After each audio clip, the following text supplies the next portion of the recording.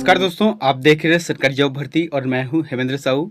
दोस्तों, आज का जो टॉपिक देखने वाले हैं छत्तीसगढ़ जो शिक्षक भर्ती का कंटिन्यू सीरीज चल रहा है, इसका वीडियो नंबर 14 नंबर का वीडियो है, जिसमें हम लोग बात करने वाले हैं सामाजिक अध्ययन के अंतर्गत एक इकाई है भारतीय समाज। तो भारतीय समाज के बारे में महत्वपूर्ण प्रश्नों को देखने वाले हैं, जो कि आपके एग्जाम के हिसाब से बहुत ही इंपॉर्टेंट है। तो दोस्तों, अगर आप चैनल पर नए हो तो चैनल को सब्सक्राइब कर देना, बेल आइकन को जरूर दबा देना और इसका पीडीएफ टेलीग्राम से आप डाउनलोड कर लेना, ठीक है। दोस्तों, कल की वीडियो में जो बताया था छात्रावास अधीक्षक का, ये जो है सीजीपीएससी के साइड में है। अगर आप देखना चाहते हो तो फिर जाके देख सकते हो। इसका जो फॉर्म है 20 तारीख से फॉर्म जो है स्टार्ट हो जाएगा भरने के लिए। और इसमें योग्यता सिर्फ है जो 12वीं और प्लस कंप्यूटर का है, ठीक है। तो फिर आप अपने हिसाब से योग्यता के हिसाब से इसमें जरूर डालना। तो चलते यहाँ पर वीडियो की तरफ। सबसे पहले देख लेते हैं आप लोगों के लिए जो होमवर्क दिया था उसको, कि निम्न में से क्या ग्रहात्मक कौशल का एक स्वरूप है। तो सही जवाब आ जाएगा सुनना रहेगा। सुनना मतलब क्या होता है? ग्रहण करना होता है, ठीक है। अगला है, आज का पहला प्रश्न लिखते हैं, मनुष्यों के समाज को पशुओं के समाज से अलग करता है। तो कौन सी ऐसी चीज है जो मनुष्य के जो समाज है और पशुओं के समाज को अलग करता है? जैसे कि संगठन, भूगोल, प्रजनन, संस्कृति। संस्कृति करता है, क्योंकि देखो, मनुष्य और पशुओं में दोनों में संगठन होता है, दोनों के लिए भूगोल यानी कि पृथ्वी है, एक भूगोल रहता है, प्रजनन दोनों ही करते हैं। तो सिर्फ संस्कृति, मनुष्य के पास अपनी एक संस्कृति है और पशुओं के पास अपनी कोई संस्कृति नहीं है। अगला है, सोशियोलॉजी शब्द लैटिन सोशियस शब्द से लिया गया है, जिसका अर्थ क्या होता है सोशियोलॉजी का, जिसे लैटिन के शब्द क्या है सोशियस से लिया गया है। इसका मतलब होता है बंधुत्व होता है। देखो, सबका अलग अलग है अर्थ निकालने का तरीका, लेकिन सोशल का होता है क्या है बंधुत्व, यानी कि एक साथ समाज में रहना, बंधुत्व की भावना के हिसाब से इसका जो आंसर रहेगा। समूह या संस्था नहीं है, क्योंकि समूह या संस्था को हम निर्माण करते हैं। अगला है, समाजशास्त्र का जनक किसे कहा जाता है? तो किसे कहा जाता है समाजशास्त्र का जनक? सही जवाब आ जाएगा अगस्ट काम्टे। अगस्त काम्टे को समाजशास्त्र का जनक कहा जाता है। अगला है, समाजशास्त्र का उद्देश्य समाज की प्रकृति, प्राकृतिक नियम तथा प्राकृतिक कारणों की खोज है। यह कथन किसने कहा है? तो इसका जो आंसर रहेगा काम्टे, जो कि समाजशास्त्र का जनक है। इन्होंने कहा है कि इनका जैसे कि समाजशास्त्र है, इनका उद्देश्य क्या है? तो समाज की जो प्रकृति है, समाज के जो प्राकृतिक नियम बनाए गए हैं और प्राकृतिक जो कारण है, इनकी खोज करना ही समाजशास्त्र के अंतर्गत आता है। अगला है, समाज सामाजिक संबंधों का एक जाल है, यह उक्ति किसकी है? तो किसने कहा है कि समाज सामाजिक संबंधों का एक जाल है? क्योंकि समाज में रहकर सभी तो एक जाल में है, रिश्तेदारी के जाल में रहता है ना, पारिवारिक जाल में रहता है। तो ये जो कथन है वहाँ मैकाइवर ने कहा है, मैकाइवर ने। दोस्तों, आप लोगों से कहना चाहता हूँ, जो मनोवैज्ञानिक है, इन लोगों का जो कथन है, जो समाजशास्त्रियों का कथन है, उनको जो है आपको रटना पड़ेगा कि किसने क्या कहा है।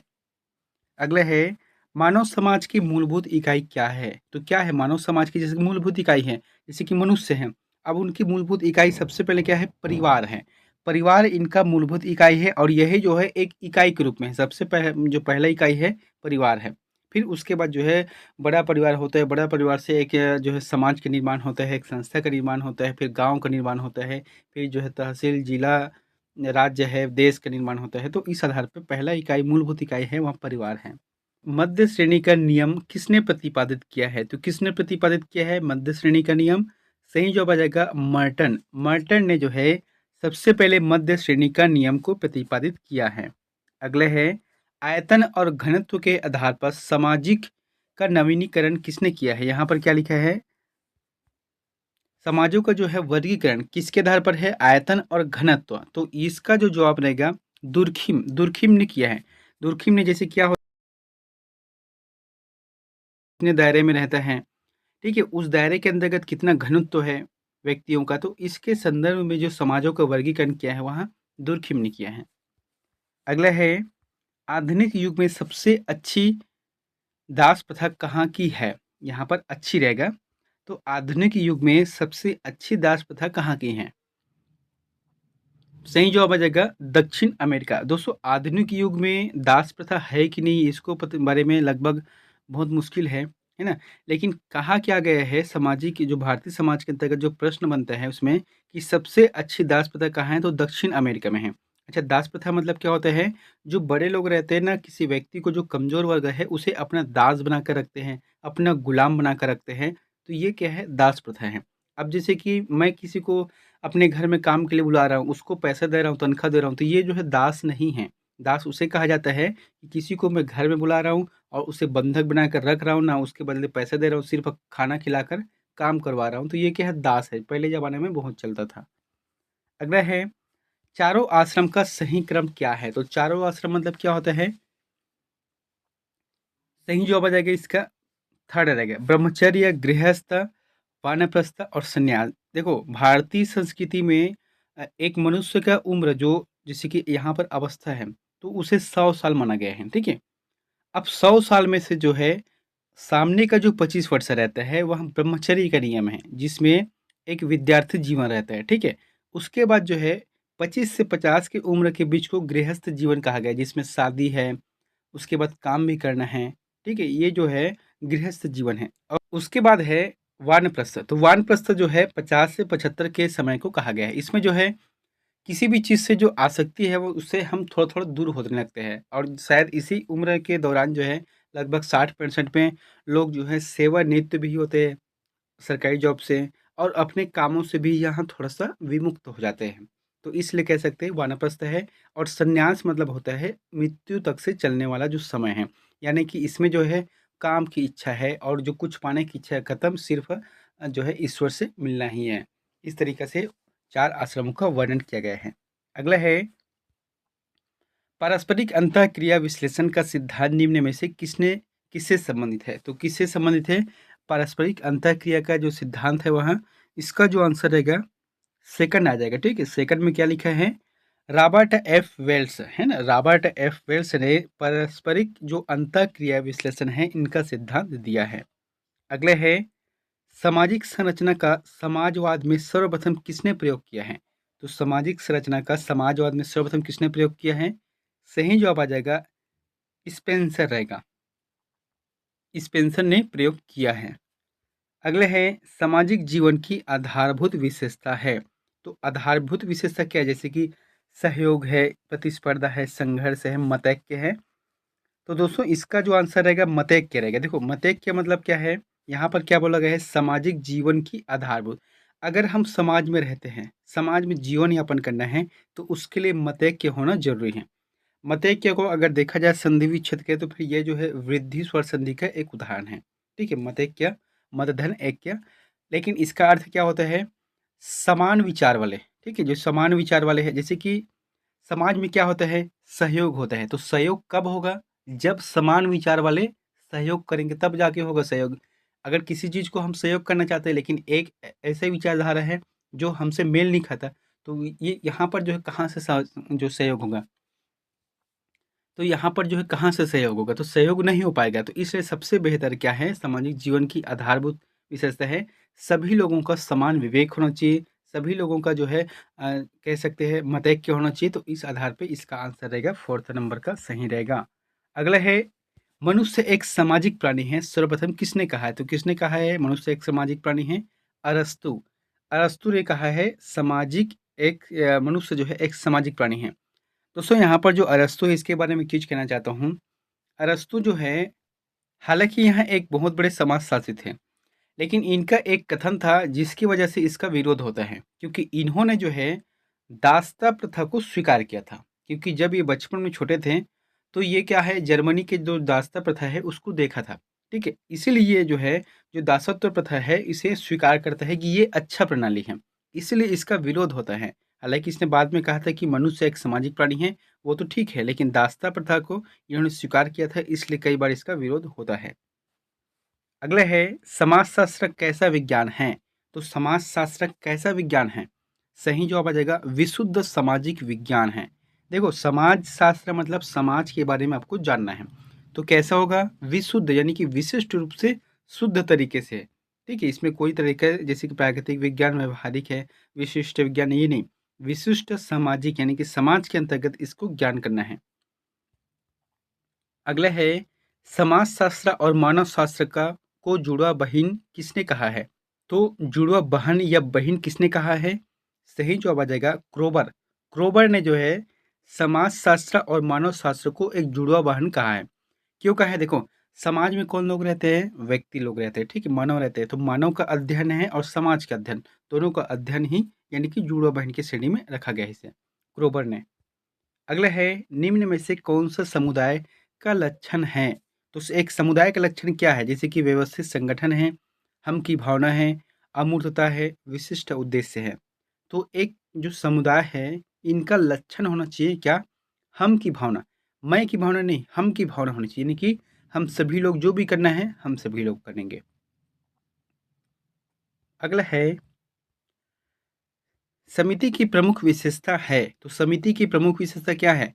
मूर्त स्वरूप। समिति का जब निर्माण करते हैं तो इनका क्या होता है? एक मूर्त स्वरूप में निर्माण करना पड़ता है, ठीक है? इनका दायरा क्या रहेगा, इनका उद्देश्य क्या रहेगा, इनका नियमावली क्या रहेगा? तो इस तरीके से हम कह सकते हैं मूर्त स्वरूप ही समिति की प्रमुख विशेषता है। हालांकि जैसे विशाल आकार है तो ये अपना बढ़ा सकते हैं, स्वतः विकसित तो नहीं हो सकता। सामान्य उद्देश्य होना ये तो सामान्य की बात है, लेकिन मूर्त स्वरूप होना जरूरी, क्योंकि मूर्त स्वरूप के अंतर्गत ही यह सभी आ जाता है। अगला है, समिति का प्रमुख लक्षण है। तो समिति का प्रमुख लक्षण क्या होता है? व्यक्तियों का संगठन और निश्चित उद्देश्य। समिति जो है व्यक्ति ही निर्माण करते हैं, कोई जानवर नहीं करते। अब जब व्यक्ति निर्माण कर रहे हैं तो किसी न किसी अपने हित के लिए करता है, अपने उद्देश्य की पूर्ति के लिए ही करता है, ठीक है? जैसे कि सिंपल सी बात है, अभी गांव गांव में क्या चलते हैं, जो महिला स्व सहायता समूह चलता है, ये भी क्या है? एक समिति है। तो इनका उद्देश्य क्या है? सरकार से पैसा लेना है, लोन लेना है, फिर उस पैसे को अपने में बाँटना है, फिर वहाँ से ब्याज कमाना है। कोई जो है अलग से संस्था चला रही है, तो निश्चित उद्देश्य के लिए ही कर रहे हैं ना, तो यही इसका आंसर रहेगा। समिति का प्रमुख लक्षण है व्यक्तियों का संगठन और निश्चित उद्देश्य है। अगला है, वर्तमान में परिवार का कौन-सा स्वरूप मान्य है? तो कौन-सा स्वरूप मान्य है परिवार का? सही जवाब आ जाएगा एक विवाही परिवार। अभी जो है समाज क्या है? वर्तमान का जो परिवेश है वहाँ एक विवाही है। एक विवाह ही श्रेष्ठ श्रेष्ठ जो है दाम्पत्य जीवन है, ठीक है? अगर कुछ हो जाता है तब की बात वो अलग है, लेकिन एक विवाह श्रेष्ठ जीवन है। अगला है, परिवार को प्राथमिक समूह किस विद्वान ने कहा है? तो किसने कहा है परिवार को प्राथमिक समूह? चार्ल्स कुले। चार्ल्स कुले को कहा गया है। दोस्तों, चार्ल्स कुले ने कहा है कि जैसे कि एक समूह रहता है, प्राथमिक समूह है समाज का, उसमें प्राथमिक रूप से इकाई होता है, वहाँ परिवार रहता है। व्यक्ति से परिवार बनता है, लेकिन व्यक्ति को ही समाज नहीं कह सकते, परिवार को समाज कह सकते हैं, क्योंकि कई परिवारों से जो है समाज बनता है। अगला है, संकट काल की स्थिति में निम्न में से किस धर्म का पालन करना पड़ता है? बहुत ही अच्छा है, बहुत ही इंपॉर्टेंट है। तो संकट काल में क्या है? राज धर्म रहेगा। आप लोगों को पता ही होगा 2002 में जब गुजरात दंगा हुआ था, उस समय एक वीडियो में क्लिप चलता है कि जिसमें अटल बिहारी वाजपेयी ने कहा था मोदी से कि तुम अगर मुख्यमंत्री हो तो सबसे बड़ा धर्म क्या है? राज धर्म है। अगर राजा अपने राज्य में न्याय करना चाहता है तो अपने परिवार है, अपने जो दोस्ती यार है, अपना गुरु धर्म है, अपना मित्र धर्म है, इन सबको छोड़कर राज धर्म करना चाहिए। यही इसका आंसर रहेगा। अगला है, शिक्षा जीवन यापन की प्रक्रिया है, किसने कहा है? तो किसने कहा है शिक्षा जीवन यापन की प्रक्रिया है? इसका जो आंसर रहेगा जॉन डिवी ने कहा है। दोस्तों, यहाँ पर प्रश्न को अच्छे से समझना, क्या बोला गया है? शिक्षा जीवन यापन की एक प्रक्रिया है। अभी हाल ही में घटना हुआ है, 10वीं या 12वीं का रिजल्ट आया था, उसमें मैंने पढ़ा है कि महासमुंद की एक लड़की है जो कि 2 विषय में फ़ेल हो गई, ठीक है? और उन्होंने सुसाइड कर लिया। अब सोचो ये कहाँ तक जायज़ है कि 2 विषय में फ़ेल होने से उन्होंने अपने जीवन को ही नष्ट कर दिया। इसीलिए कहा गया है जॉन डी ने कि शिक्षा जो है जीवन यापन की एक प्रक्रिया है, और हम लोग क्या समझते हैं? शिक्षा को ही जीवन समझ लेते हैं, जबकि ये बहुत बड़ी गलत बात है, ठीक है? शिक्षा जो है इस जीवन का एक महत्वपूर्ण अंग हो सकता है, एक पार्ट हो सकता है, एक ज़रूरी हो सकता है, लेकिन सिर्फ़ जीवन नहीं हो सकता। इसीलिए कई विद्यार्थी ऐसे काम करते हैं।